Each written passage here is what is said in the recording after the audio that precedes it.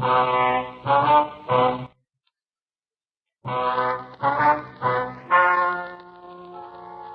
and gentlemen, the story you are about to hear is true. The names have been changed to protect the innocent. Dragnet.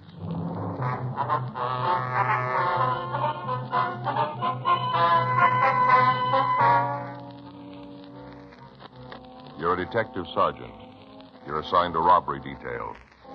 You've been looking for a suspect in a market robbery for 3 weeks. Finally, an informant calls you with information. Your job? Check it out.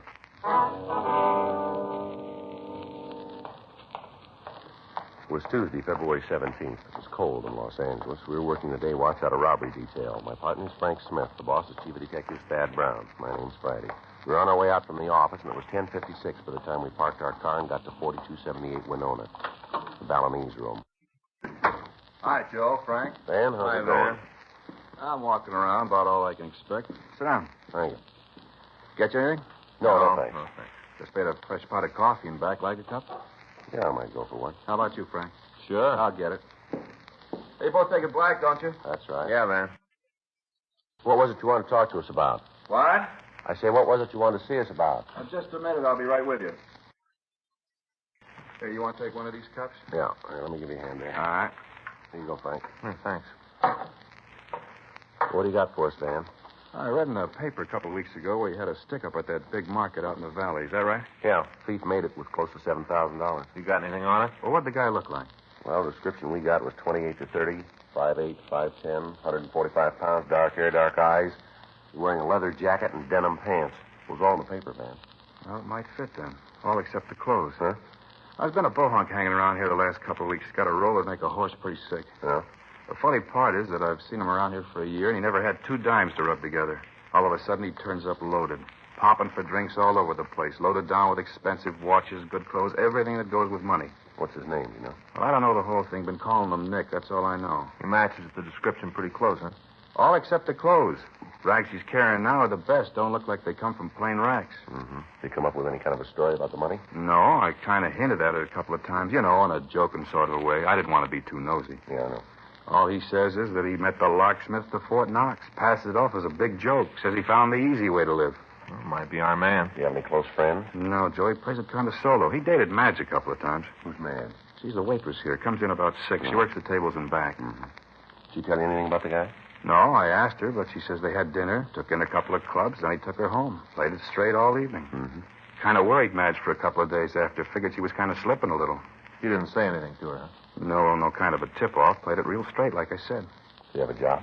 Well, not so as you'd notice. Doesn't seem to have any working hours. Used to walk in here at all hours. Got any other friends? No close ones. He'd buy drinks for anybody that was around when he was popping, but he never came in with nobody. He never left with anybody. You seen him around lately? No, not for a couple of days. Got any idea where he lives?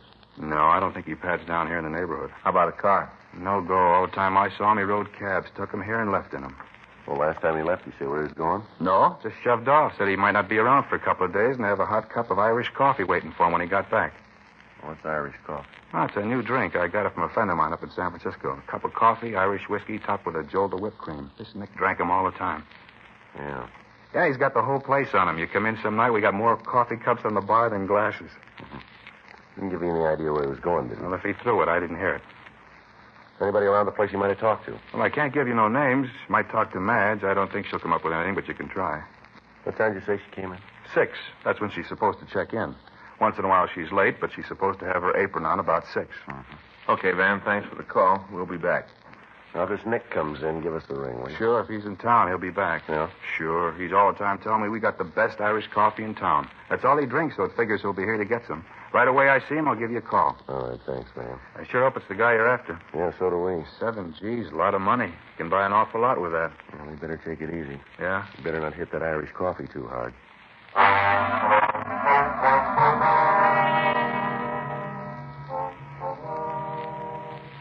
3 weeks previously, on Monday, January 19th at 9:40 a.m., a masked man had walked into a supermarket at the corner of Laurel Canyon Boulevard and Camarillo Street and held up the store for a total of $7,367.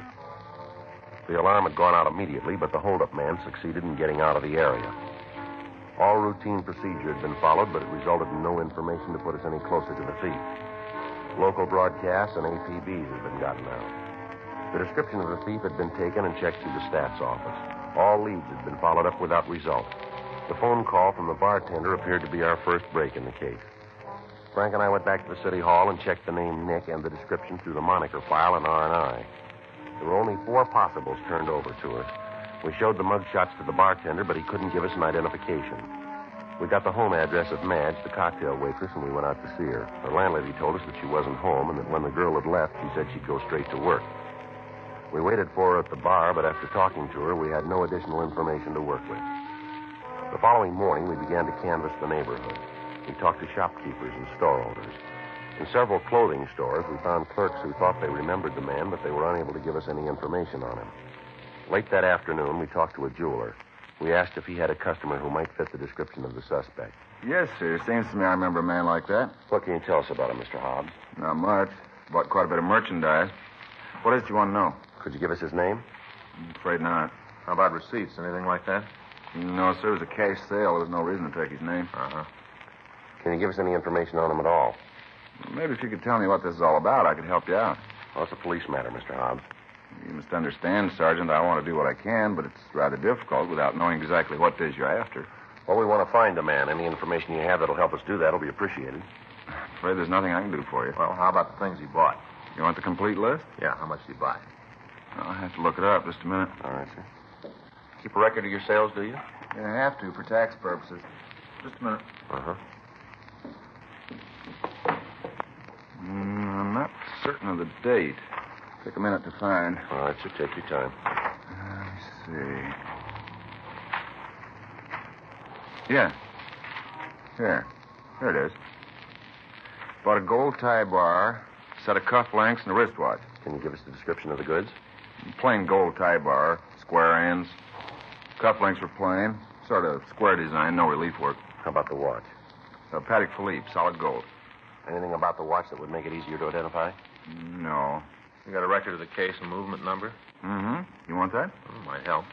Yeah, I can get it for you. All right, fine. How'd he pay for this merchandise? In cash. Yes, sir, but what about the denominations of the bills? Would you remember what they were? No, I'm sorry, Sergeant. I can't help you there. It was a while ago, and I don't remember. Mm-hmm. Is there anything at all about the man that might help us identify him? An accent, maybe? Way walk, way dress? No. He was well-dressed, conservative. Well, except the tie. That was rather jarring. What's that? He had on a dark flannel suit, button-down collar, black shoes. Mm-hmm. Everything went together except the tie. It was bright red. Mm-hmm. What about his speech? Was there anything there? Not that I remember. Nothing else about it. No, sir. Well, all right, Mr. Hobbs. I'm going to leave one of our cards with you. If you think of anything else, we'd appreciate a call. Mm-hmm. As for you, Mr. Friday? Well, either me or Frank Smith here. All right. If I think of anything. If you'll get the numbers on the watch for us, please. Oh, yeah, almost forgot. Say, there is something. Yes, sir? When he bought the new watch, he was wearing one. Uh-huh. Asked me if I'd give him anything for it. Wanted to trade it in. Yeah. I told him it wasn't worth anything to me. Suggested he try to sell it to a second-hand store. Yeah. He said he's seen the last of hock shops. Said if I didn't want to buy the watch, he'd make me a gift of it. Well, did you take it? He left it here. You still have it?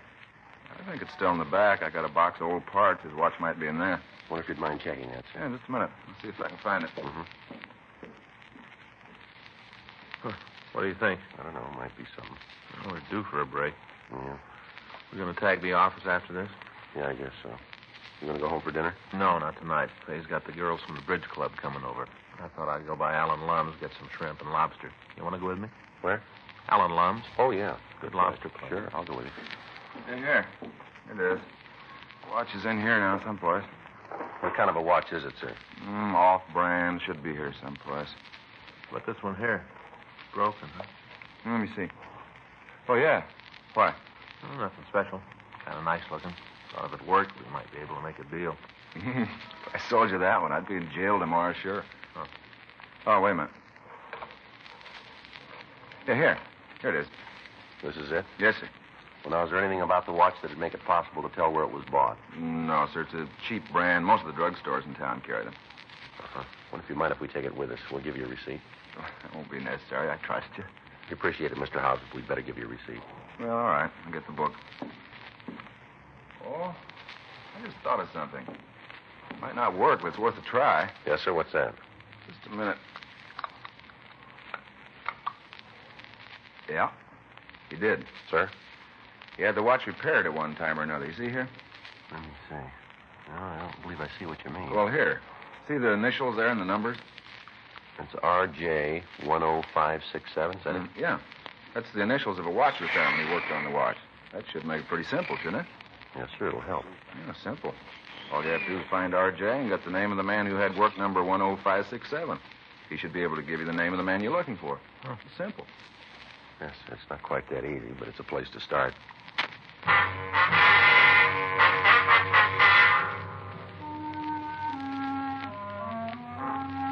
We left the jeweler and we went back to the office. We checked the phone book for a watch repairman with the possible initials of R.J. Frank got on one phone and I got on another. There was a long chance that the watch had been bought and serviced in Los Angeles. We went through the watch repair companies with the initials we were looking for, and then we started at the top of the list of jewelry concerns. I see. Uh-huh. That's right, sir.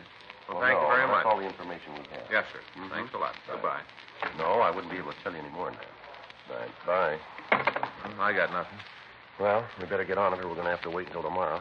5:20. Most of the place is closed in a few minutes, so let's stay with it. Yeah. It's getting so I can't see the numbers on this dial anymore.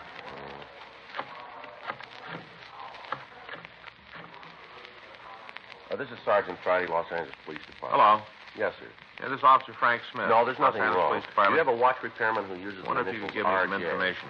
No, that's RJ. Yes, Yes, sir. Do you have a watch repairman I who uses see. the initials R.J.? No, sir. No, we're looking for R for information, Robert, that's J all. as in James. Mm-hmm. We'd like to Nothing talk at all. about it. Yes, ma'am. All right, sir. Thank you. I'll wait. Bye. Thank you. I'll hang on. Nothing here. I don't know. Maybe we got a dead end. Yeah, she's gone to look here. I see. Mm-hmm. What's that? Uh-huh. Hello, this is Sergeant Wait just a Friday, minute, Los will you? Angeles Police Hey, hold it, Department. Joe. I got one. Just a minute, please. Would you hold on? Yeah, a minute, that's right. please? What'd This is you say? Frank Smith. Hang on a minute, I got one. This is Frank Smith robbery detail? Uh-huh. Can you tell me who gave you the work number? Uh-huh. No, can you tell me who you gave the work number 10567 to? That's right. 10567. Yes, sir, I'll hang on. Got a guy now, he's checking it. Does it look good? Well, might be. Place down on 5th. West 5th. Well, I'll let this one go for a minute. Yeah. Hello, sir. Yeah, that's Yes, right, that's sir. right. Well, I'll call you back. 567. No, it's nothing important, Who? sir. Well, I may call back. I may Do you not. have an address for him? Yes, sir. Thank you very much. I see. Do you remember him at all? Mm-hmm. Well, thanks very much. We'll get in touch with you. Well, according to this guy, the watch was brought in by Mike Langley. Well, maybe we know who we're looking for now. Well, there's another problem, though. Yeah. There's no address on Langley.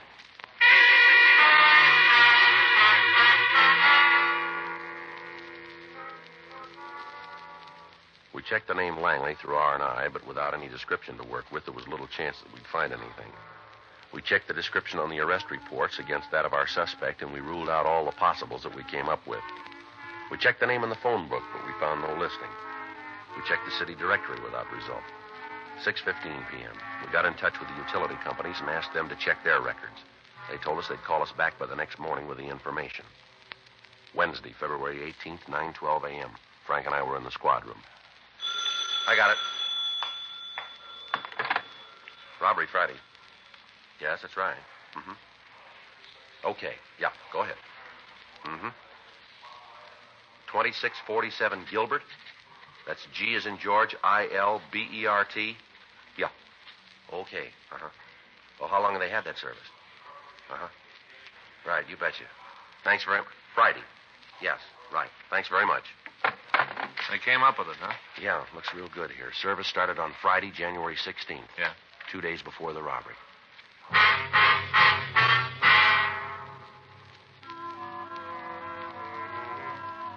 (9:52 a.m.) We made another check at R&I, and then we left the office. We drove out the Hollywood Freeway, turned off at Vermont, and drove over to Gilbert.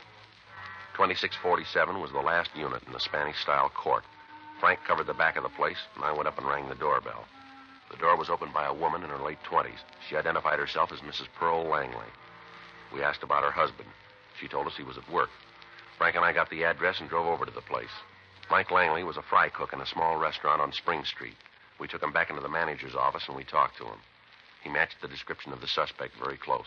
You're way off base. Well, maybe you can tell us where you were on Saturday, January 17th, huh? Sure, I was home helping Pearl. We just moved into the new place the day before. I was giving her a hand getting things straightened out. What about Sunday, the 18th? I worked. Here? It's the only job I've got. What about Monday the 19th? Same deal. You were here. That's right. What time do you come to work? I get in about 6:30, line things up in the kitchen. We open at 7:30. You're pretty sure where you were on the 19th, huh? Positive.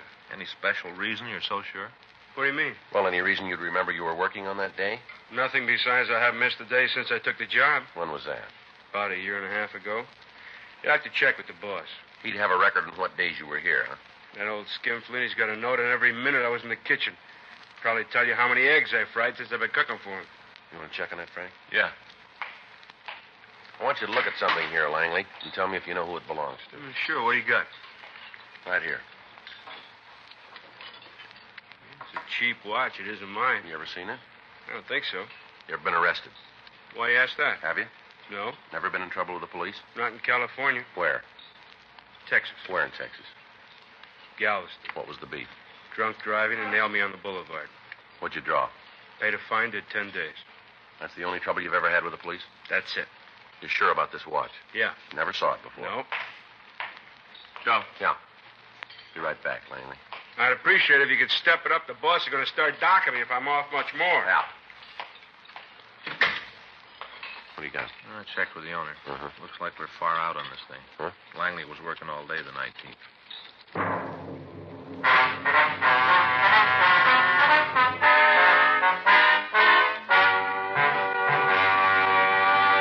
You are listening to Dragnet, the authentic story of your police force in action.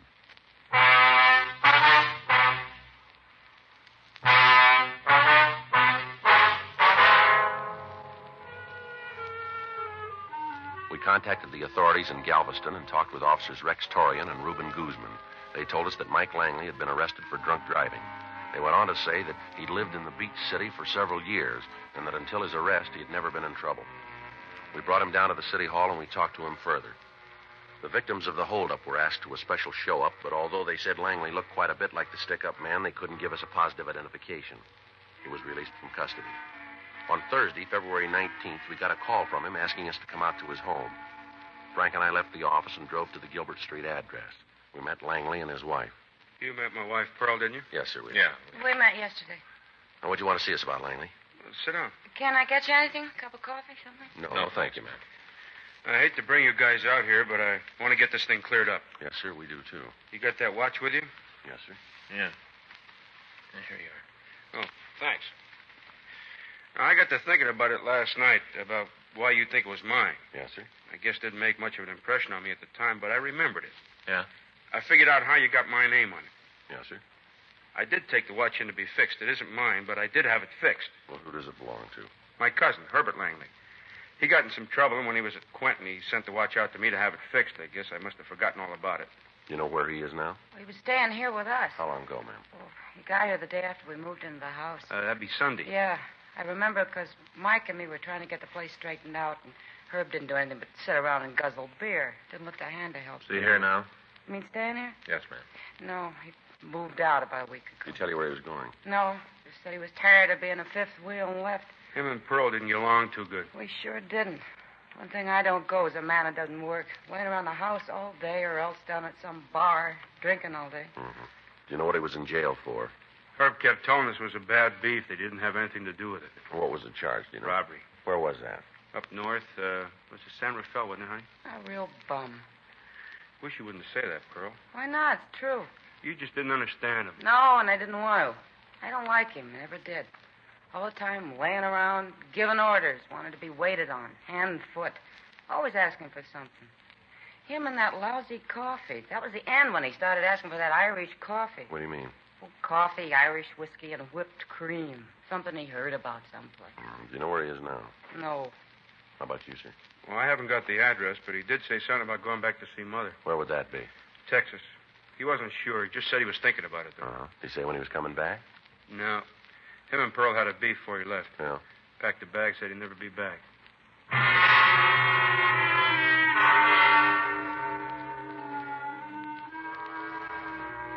We got a complete description of Herbert Langley and a snapshot of him. Frank and I went back to the office and put in a call to Fred Galloway in the Adult Authority office. He contacted Sacramento and got Langley's prison number. We checked the coming out mug books and got a good picture of the suspect. This was shown to the victims, and they identified him positively as the holdup man. A local and an APB were gotten out on him, and a radiogram was sent to the authorities in Galveston, Texas, asking them to check on the suspect. We got a list of his known friends and other relatives. These were interviewed, but they were unable to give us any further leads on Langley's whereabouts. A week went by. On Friday, February 27th, Frank and I got back into the office from the main jail.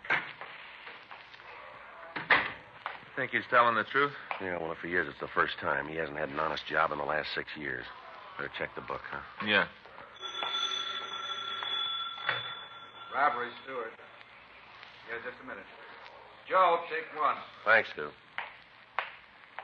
One? One. Miss Friday. Yes, ma'am. Uh-huh. Well, no, he won't hear it from us. Yeah. Well, how long ago was that? Yeah. All right, no, we'll check it out. Thanks for calling us. Right? Bye. Nothing in the book. It was Pearl Langley on the phone. Yeah? She just got a message from the suspect. Yeah? He's in town.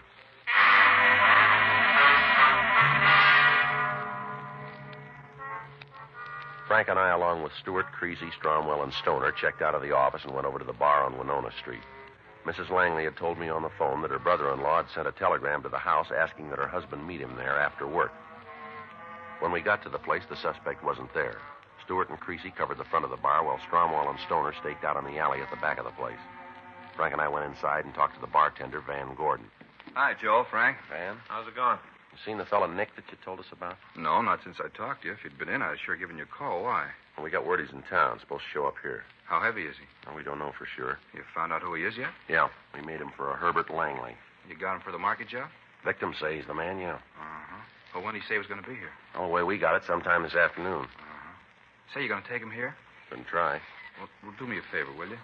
Try to. What's that? Well, if there's a beef, will you try and steer him outside before he gets spat out? I don't want the place broken up. We'll do what we can.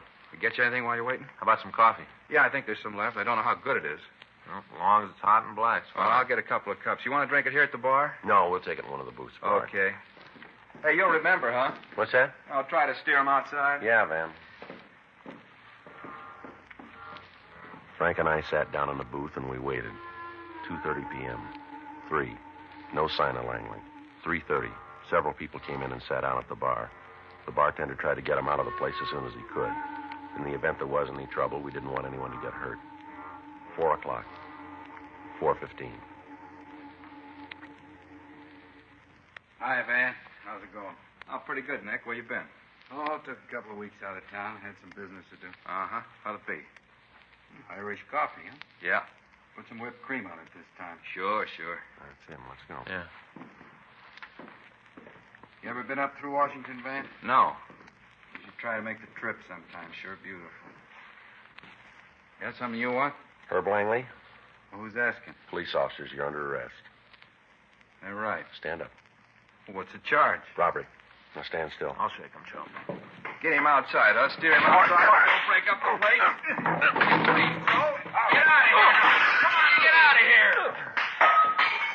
All right, come on. Get up. Want a cup? Yeah.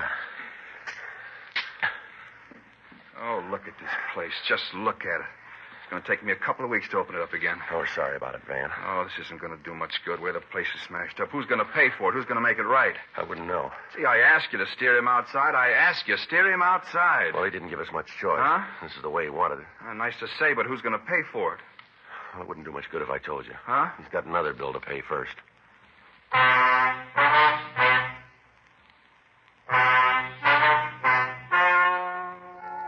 The story you've just heard is true. The names were changed to protect the innocent. On July 13th, trial was held in Department 92, Superior Court of the State of California, in and for the County of Los Angeles.